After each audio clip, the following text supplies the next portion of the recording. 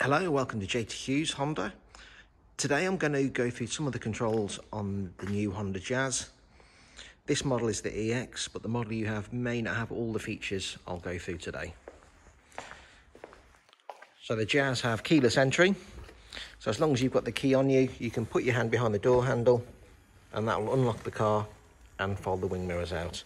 If you want to lock the car, you press these three ridges and that will lock the car and fold the wing mirrors in again.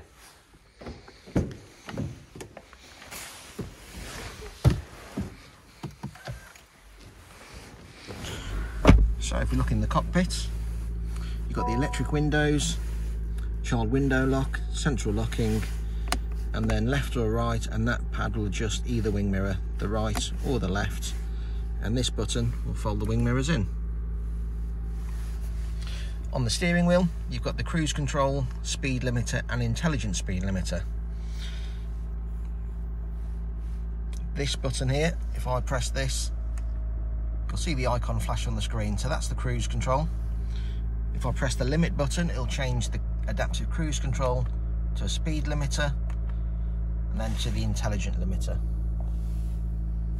To set any of these, you just press the set button, cancel will cancel it.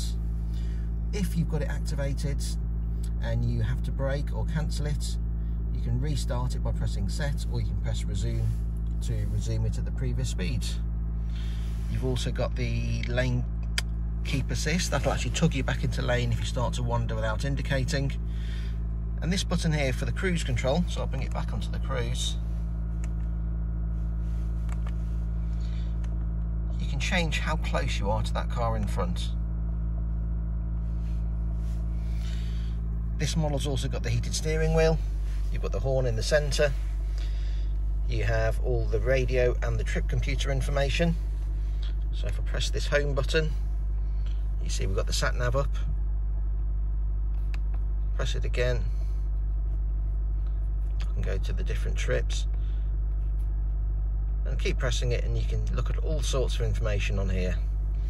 You've got the fuel gauge on the right, the battery power on the left. You don't need to worry about the battery power. The car will make sure that the hybrid system has always got enough power by running the engine if need be.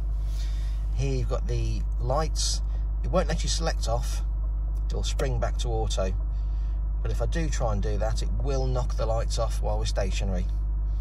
You can override the auto lights to put the side lights or the main lights on. Push it away for full beam, pull it towards you to flash. You've got the fog lights here as well.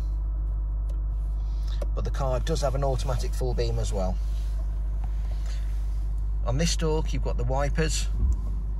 At the moment they're off. Push it down one click and they're on the auto. Down again they're on, and down again they're on high speeds. And you can work the rear by doing that. Down here you have the parking sensors. This is where you can activate or deactivate a lot of the safety features. That's all the other safety features such as traction control and ESP. You can change your headlight level there as well.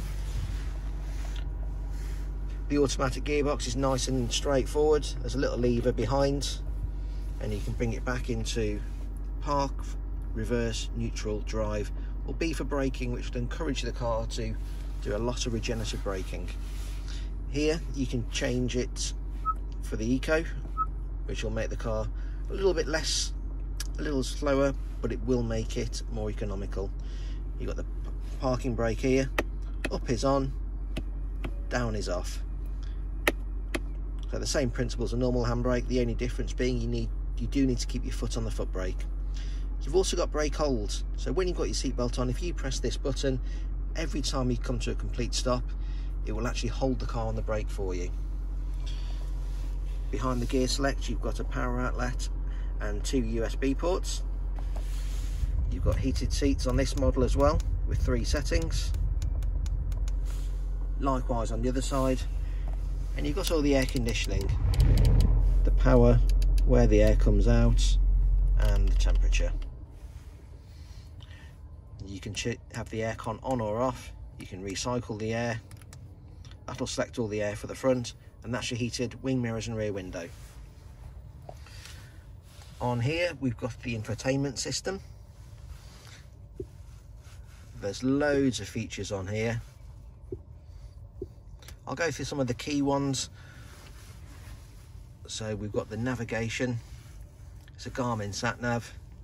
You can move the map around just by touching it, and if you want to go somewhere close, it might be as easy just to press on a road, press go, and then that will send you there. If you want to cancel your route, there's a little X on this side, or the other way, probably the most common way, press where to, and then put your postcode or your address and press go. Please drive to highlighted route. So I'll go back to the home screen with the home button there. There's some shortcuts at the bottom for digital radio, FM, the phone. So if you want to put a new station on, go to the DAB, go to ensemble list. Let's have a look for BBC Two. And then, as you see, there's lots of stations already pre-saved. But if you just find one you want to put it over, press and hold.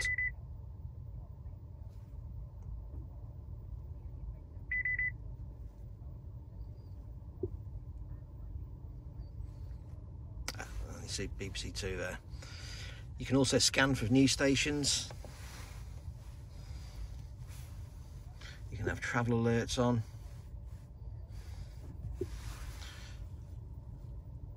If you press the phone and go to the device list, you can see some phones which are already paired. If you wanted to add a new phone, you just press on connect new device and then make sure your phone is looking for new Bluetooth, and it'll talk you through it. Up here you've got the usual lights, but what is quite a new feature is the SOS button. Hopefully you'll never need it, but if the car is involved in an accident, or for any reason you need to call 999, you can lift that button, press the SOS button, and you will call directly to the emergency services. If the car's involved in an accident and certain parameters are met, it will automatically start to call 999. If this happens and you don't want it to, there's a cancel button there.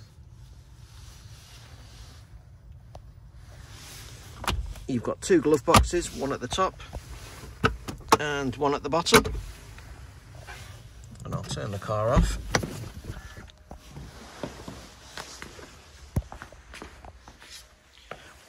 You have the bonnet release just down there.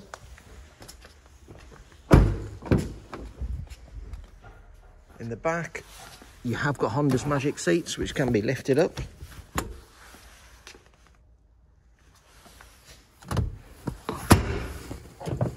Or folded down nice and easily.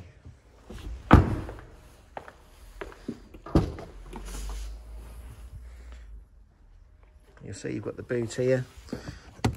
On most cars you haven't got a spare wheel, but you do have the inflation kit and the compressor, which is all in there.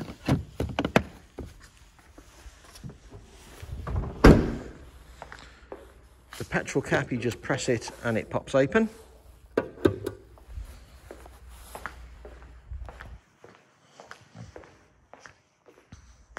And that is the Honda Jazz.